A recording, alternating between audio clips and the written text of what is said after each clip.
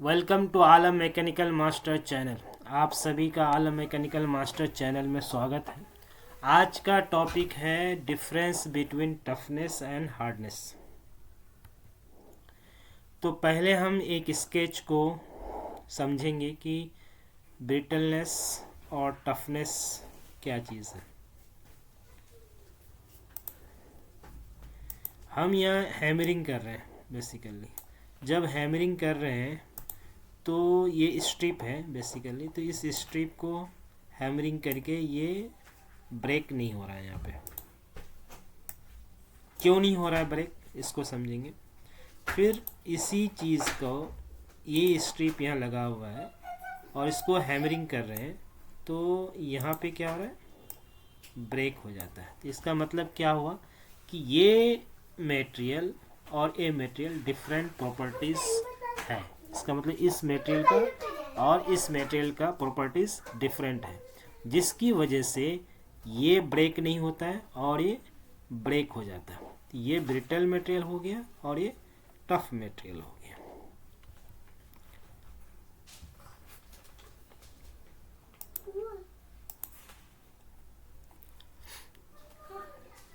तो टफनेस क्या हुआ बेसिकली कि absorb, ability to absorb energy up to fracture, यानी फ्रैक्चर होने तक जो एनर्जी एब्जॉर्ब करता है उस एनर्जी को हम क्या कहते हैं, टफनेस कहते हैं। Total amount of energy absorption can be calculated by the total area under the stress strain curve up to fracture. Basically ये स्ट्रेस है और ये स्ट्रेन है। तो स्ट्रेस और स्ट्रेन कर्व, हम एक कर्व ड्रॉ करते हैं स्ट्रेस स्ट्रेन का। ब्रिटल मटेरियल का ये कर्व जाता है ऐसे करके,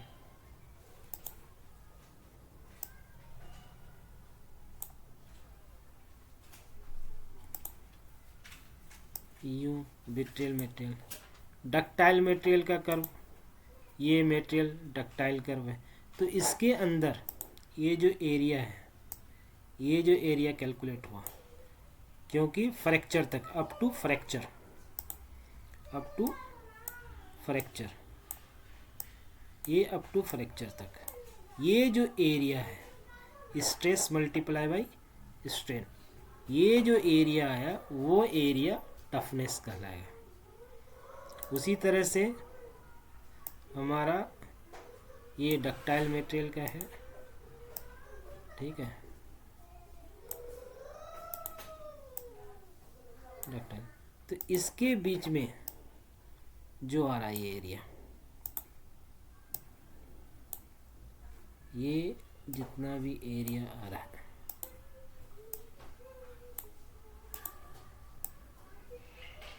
ये एरिया, ये एरिया,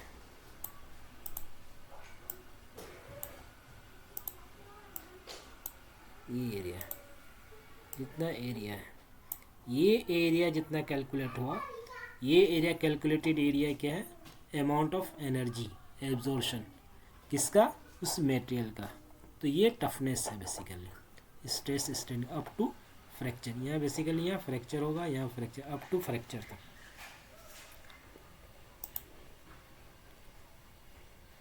अब समझ लेते हैं थोड़ा सा कि किसका क्या रहेगा। अब ये स्ट्रेस है आपका, ये स्ट्रेन है, ठीक है। तो डक्टाइल मटेरियल आपका यहाँ तक, एक कर्व हमारा यहाँ तक गया और कर्व हो करके यहाँ तक आया, ठीक है। तो इसका एरिया हम कैलकुलेट कर रहे हैं।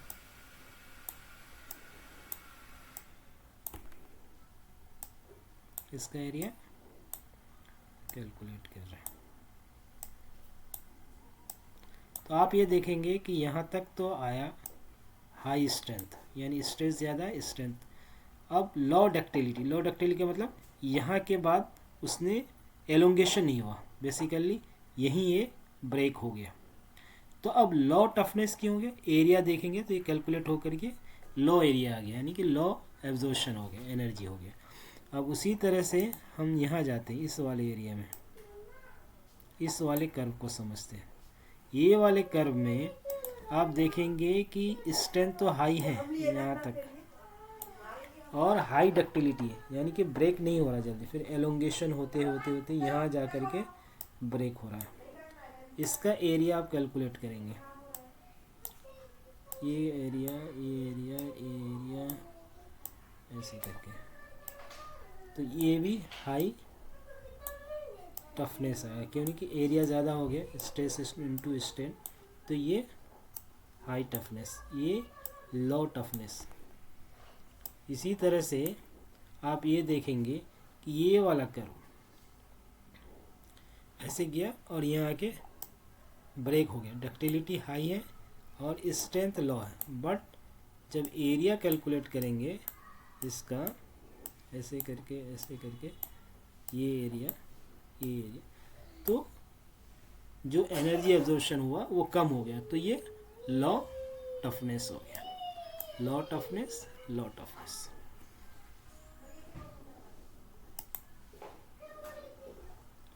अब टफनेस क्या है कि हमने समझा कि toughness is the property of a material that it does not break under a sudden shock, यानी सडन शॉक तक वो टूटे ना, यानी कि fracture. It is simply express as the ability of material to withstand shocking load, यानी कि basically toughness का जो यूज़ है, ये प्रॉपर्टी यूज़ कहाँ हो रहा है, चाहे शॉकिंग यानी कि शॉक, यानी कि सडन लोड आ रहा हो और शॉकिंग लोड आ रहा हो, वहाँ पर हम टफनेस की प्रॉपर्टी को देखते हैं। तो एप्लीकेशन क्या है, जैसे फॉर एग्ज़ाम्पल हैमर के लिए, कार चेसिस के लिए, एनविल के लिए, कनेक्टिंग रोड, यहाँ पर क्या आता है, शॉकिंग लोड आ रहे हैं, तो यहाँ इसलिए इस प्रॉपर्टी का हम वहाँ यूज़ करते हैं। अब इस तरह की जो मशीन्स हैं हमने जो है मटेरियल लैब के अंदर देखा होगा, जो इम्पैक्ट टेस्ट के लिए यूज़ करते हैं, और ये हार्डनेस मेज़रमेंट के लिए हम यूज़ करते हैं। ये हार्डनेस मशीन है और ये इम्पैक्ट टेस्ट के लिए है। तो बेसिकली इम्पैक्ट टेस्ट से हम टफनेस का मेज़रमेंट करते हैं, और ये हार्डनेस के लिए, हार्डनेस मेज़रमेंट करने के लिए ये मशीन यूज़ करती है। बेसिकली ये दो तरह के मशीन हमने जो है मटेरियल साइंस के लैब में देखा होगा।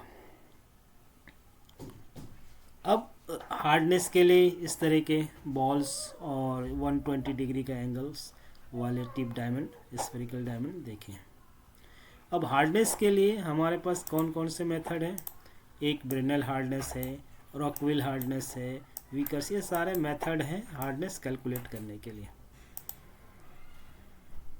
अब डिफरेंस क्या है बेसिकली, अब डिफरेंस देखेंगे तो रेजिस्टेंस टू फ्रैक्चरिंग, टफनेस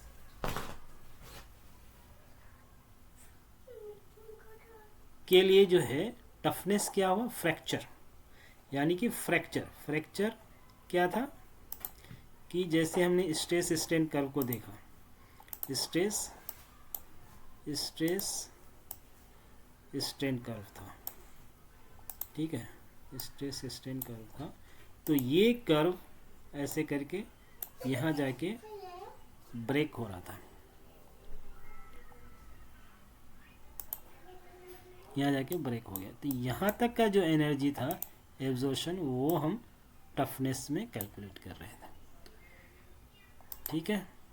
तो इसी तरह से क्या है कि टफनेस जो है फ्रैक्चर को रोकने के लिए जो एनर्जी चाहिए वो टफनेस में मेजरमेंट होता है। हार्डनेस क्या है, स्क्रैच, कटिंग और एब्रेजन को रेजिस्ट करता है, जो प्रॉपर्टीज़, उस प्रॉपर्टीज़ को हम हार्डनेस के नाम से जानते हैं। और टफ मटेरियल जो होता है not easily breakable, tough material क्या हुआ, not easily breakable, I can withstand high pressure. और हार्ड मटेरियल क्या है, स्क्रैच प्रूफ, यानी कि स्क्रैच नहीं आएगा कटिंग एब्रेजन वगैरह के लिए। लेकिन टफनेस के ऊपर जो इम्पैक्ट करता है, टफनेस को जो इम्पैक्ट करता है रेट ऑफ लोडिंग, यानी लोड का नेचर क्या है, टाइप ऑफ लोडिंग क्या है, टेम्परेचर है, नोच इफेक्ट है।